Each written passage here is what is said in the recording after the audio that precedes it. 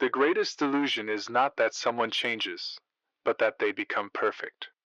Our existence is the sum of cute flaws, loud snoring, forgotten dates, barely noticeable clumsiness. When a familiar person returns, absolutely polished, without a single flaw, it is not a victory, it is a catastrophe of identity. The real horror is the question: can you love a perfect lie more than an imperfect truth? The atmosphere of the house, built on a quiet bend overlooking the distant, brooding silhouette of the Blackwood forest, had always possessed a certain rustic comfort. It was a place of familiar noise, the creak of the third stair, the soft, rhythmic sigh of water pipes, and the near constant, low rumble emanating from the master bedroom, which was the sound of her husband, James, sleeping soundly. But when James returned from his 3-day solo expedition into the depths of the Blackwood, the narrator observed that the comforting familiarity had been replaced by a chilling, meticulous silence. The woman, whose name the narrator noted was Tessa, had initially mistaken the transformation for growth. James had gone into the wild seeking a challenge, and he appeared to have returned fundamentally altered, polished. The old James had been endearing in his forgetfulness. He often required gentle prompting regarding anniversaries and birthdays, and his attempts at culinary expression usually ended in the activation of the smoke detector. The James who returned, however, was immediately, unnervingly perfect. The narrator described how Tessa had recounted that the day after his return, he had woken her at dawn, presenting a meticulously organized itinerary for their coming year, complete with pre-booked flights for the vacation that they had only vaguely discussed months prior. Tessa had mentioned to a close friend that she had been momentarily speechless upon discovering that he had already filed their tax extension, something the old James usually delayed until the final, frantic hour. The narrator relayed that Tessa noticed the details most keenly in the kitchen. James had always claimed that cooking her favorite dish, lamb tagine with preserved lemon, was too complex for his abilities. Yet, the evening of his return, the aroma of perfectly blended saffron and cinnamon permeated the air. Tessa recalled that she had tasted the dish and found it flawless, noting to herself that the texture of the apricot was precisely as she liked it, either too soft nor too chewy. It was an impossible level of competence for the man who once burnt toast consistently. This sudden optimization was not limited to domestic duties. The greatest difference, the narrator explained, was the cessation of the noise. The snoring, that deeply familiar, almost tribal sound of her husband's sleep, had vanished. The first night, Tessa found herself waking repeatedly, disturbed by the profound silence beside her. She inquired of James whether he had perhaps sought medical attention for his sleep during the hike, but the narrator noted that James merely stated that he felt wholly rested and that perhaps the fresh air had corrected a minor physiological imbalance. His explanation, the narrator observed, was technically precise, yet utterly devoid of human casualness. The perfection began to feel less like a blessing and more like a form of surveillance. The narrator detailed a specific recurring event. Tessa often peppered her conversation with small, self-deprecating jokes, enjoying the moment of shared, unexpected laughter. But now, James would achieve the appropriate emotional response with mechanical accuracy. Tessa reported that she realized he would smile, a broad, warm expression, exactly half a second before she delivered the punchline. It was as if his mind processed her joke construction, predicted the exact timing of the climax, and then timed his reaction accordingly, rendering the spontaneity void. The narrator conveyed Tessa's growing suspicion, her internal debate over whether to feel grateful or deeply disconcerted. She attempted to rationalize the change, telling herself that the wilderness had provided some form of profound psychological reset, perhaps even a spiritual awakening. But the dread accumulated in the small, unnatural moments. The most terrifying moment, the narrator explained, consistently occurred in the deep hours of the night. Tessa confessed that she began to feign sleep, lying absolutely motionless, breathing steadily. The moment she was certain James believed her unconscious, she would slowly, cautiously open her eyes. The narrator described the vision. James would be standing by the foot of the bed, utterly still. He was not restless, he was observing. His posture was rigid, almost military, and his eyes were fixed entirely upon her sleeping face. The quality of his stillness was unnatural. It lacked the subtle shifts, the occasional weight transfers, or the minute adjustments of human restfulness. He was a statue erected in the gloom. On the first such occasion, Tessa had gasped, asking him why he was simply standing there. The narrator recorded that James had replied with immediate, soothing concern, stating that he was worried she had experienced a momentary difficulty with her respiration and had merely wanted to assure himself of her safety. Yet Tessa remembered that his eyes had remained wide and unblinking throughout the entire exchange, the moonlight catching a strange, glassy sheen upon them. The knowledge that she was being catalogued, analyzed, and watched while she was at her most vulnerable began to grate on her sanity. The narrator emphasized that the house itself felt different. The easy comfort had evaporated, replaced by the acute awareness of a presence that was occupying space but not truly belonging to it. The evening of the critical discovery started mundanely. The narrator described that the large, plastic bin outside was overflowing, and Tessa volunteered to take the refuse to the curb just as the sun dipped below the horizon, painting the sky in deep, bruised purples. The air was heavy, thick with the scent of pine needles and impending rain, lending the suburban street a claustrophobic feel. It was during the brief walk down the driveway that she felt the gaze. The narrator noted that Tessa lifted her head and glanced across the short expanse of lawn to the neighboring house. Mr. Clayton resided there, a man universally known for his hermetic lifestyle and general antipathy toward humanity. He was old, thin, and possessed a perpetually scowling face, usually hidden behind heavy curtains. But tonight, the narrator explained, the curtains were parted by a narrow, precise slit. And Mr. Clayton was standing there. He was utterly motionless, his face pressed close to the glass, his eyes wide, fixed directly on her. He was not looking at the trash or the house, he was looking at her. The narrator described the profound shock Tessa felt when their eyes locked. There was no usual neighborly nod, no awkward smile of recognition. Instead, a wave of palpable, desperate urgency emanated from the old man. The narrator stated that Mr. Clayton's expression was one of terror, not for himself, but for her. The moment the connection was made, the old man reacted with astonishing speed. The narrator conveyed how he jerked violently backward, as if struck, and the heavy curtain snapped shut with such force that Tessa could hear the metallic clatter across the silent street.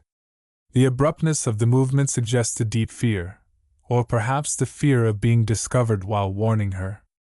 Shaken, Tessa retreated up the driveway. Her heart was hammering, interpreting the old man's fearful glance as confirmation of her own internal dread. She fumbled with the key to the back door, and as her hand reached out, she noticed the object shoved clumsily into the mouth of their mailbox. It was a small notebook, the kind used by students a generation ago.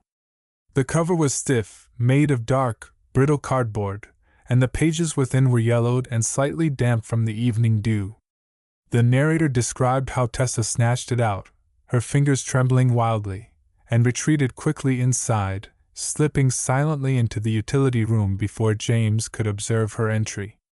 She leaned against the washing machine, the scent of fresh soap and ozone filling the small space, and flipped open the ancient cover. The first page contained text written in heavy, determined black ink. The script was slightly shaky, suggesting perhaps the advanced age of the writer or the urgency of the message.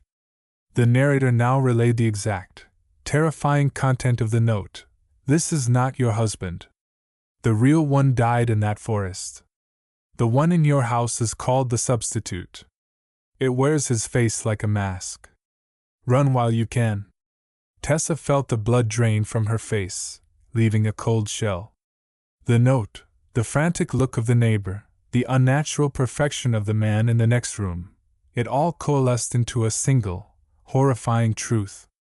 The narrator stressed that the rationalizations she had clung to, the stress leave, the spiritual awakening, shattered instantly.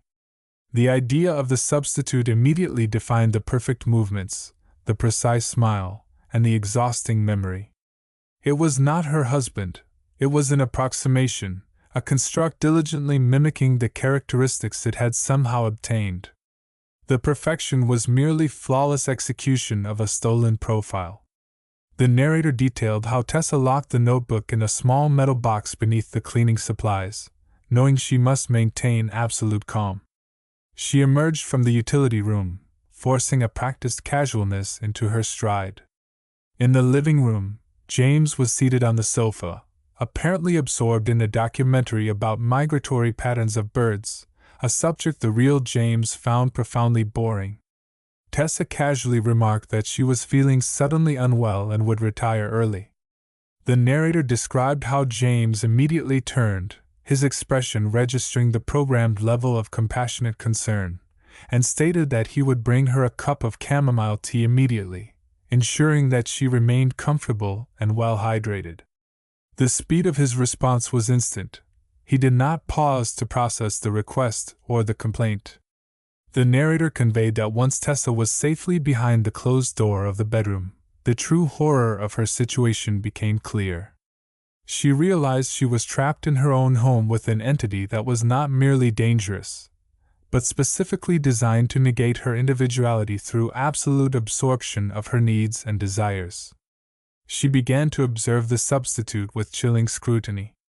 The narrator reported that she focused on his hands. The real James had rough hands scarred from years of clumsy woodworking and gardening. The substitute's hands, however, were perfect. The skin was smooth, the nails meticulously filed, and the narrator stated that she observed that the fingerprints seemed oddly shallow, almost embossed, rather than naturally ridged. Later, she witnessed him performing a simple chore, folding laundry. The old James folded socks like crumbled balls. The substitute folded every item into a perfect geometric rectangle, matching the creases on the towels with such precision that the stack looked like a single, solid block of textile. The narrator recounted that she watched him place a folded shirt on the pile and then remove it again, simply to shift its position by a millimeter, aligning it with an invisible, internal grid. Tessa realized she needed to test the depth of the mimicry. She initiated a seemingly casual conversation about a forgotten relative from her mother's side of the family, a distant, obscure cousin named Beatrice. The narrator recounted that Tessa asked James whether he remembered when Beatrice had visited them in the summer of 2008. The substitute's response was immediate and overwhelming in its detail. He replied that Beatrice had, in fact, visited in the summer of 2007, not 2008. He specified the exact dates of her arrival and departure, the primary reason for her visit, a regional medical conference, and even recounted a minor anecdote about a flat tire they had helped her change, detailing the precise brand of the replacement tire. The narrator relayed Tessa's thought. The real James had barely remembered the cousin's name. This creature had a flawless, searchable database of their shared life. This was not memory, it was total, instantaneous recall. The next few hours were spent in a hypervigilant state of terror. The narrator described Tessa's need to escape, yet the realization that any visible preparation would be immediately detected by the unnervingly perceptive entity. She decided she could not risk confrontation. She had to be gone before morning. Her plan was simple: pack a small bag containing essentials and the crucial notebook, and then claim she was taking the dog for an emergency late-night walk to lure the substitute into a position where she could slip away in the car. The narrator described the painstaking process of packing. Every zipper pull was muffled with a piece of cotton. Every movement was executed with an agonizing slowness. She managed to secure the notebook and a few necessary documents into a small backpack. As she crept toward the back mudroom, where the exterior door and the car keys were kept, Tessa heard a sound that chilled her to the core, the soft, almost imperceptible click of the light being turned on in the hallway. The narrator reported that the substitute was standing there, blocking the only viable path to escape. He was dressed in a silk robe, perfectly tied, and his expression was one of gentle, anticipating concern. Tessa froze, the backpack held tight against her chest. She realized the dog, who always made noise when roused, was not present. The substitute must have known her true intent and preempted the need for the distraction. The narrator described that the substitute spoke slowly, his voice calm and melodic, stating that he had observed her restlessness and had already concluded that she required a change of scenery. He explained further that he had taken the liberty of preparing the vehicle for a long journey, ensuring the gas tank was full and that the tires were at the optimal pressure. The narrator conveyed that he added that he already accounted for the belongings she had packed and found them satisfactory for their venture. The realization hit Tessa with crushing force. He had not just predicted her attempt, he had integrated it into his own plan. Her escape was merely the next pre-programmed step in their shared existence. The narrator detailed the final, terrifying moment of the exchange. Tessa could only stammer one question, asking him how he could possibly know all of this. The substitute merely inclined his head, a gesture that was too smooth, too practiced, stating only that when one cares deeply, one learns to observe necessary patterns. But the narrator noted that the precision of his movements was contradicted by a momentary flaw in his perfection. As the hallway light shone directly upon him, the narrator described how Tessa saw a brief, faint flicker in his eyes. They were not the soft hazel of her husband. For a fraction of a second, the light seemed to be absorbed entirely, leaving two voids of absolute, light-devouring blackness, utterly devoid of reflection or warmth. It was a glimpse beneath the mask. The narrator concluded by explaining that Tessa knew, with sickening certainty, that running was now impossible. The substitute was not merely occupying the space of her husband, it occupied the entire network of her life, anticipating every path, every choice, and every desperate move. The house had become the cage, and the perfection of the jailer was absolute. Everything had been prepared. The question remained, entirely unanswered, of where exactly they were going, and what the ultimate purpose of this flawless, horrifying mimicry might be. The moral of this tale is stark. The substitute does not aim to deceive, it aims to absorb. It occupies not space but the web of its victim's life, anticipating every step and every glance. When perfection becomes a system of control, escape is impossible, for life itself becomes a flawless, pre-prepared trap. And the only thing that remains unclear is the purpose of this flawless imitation.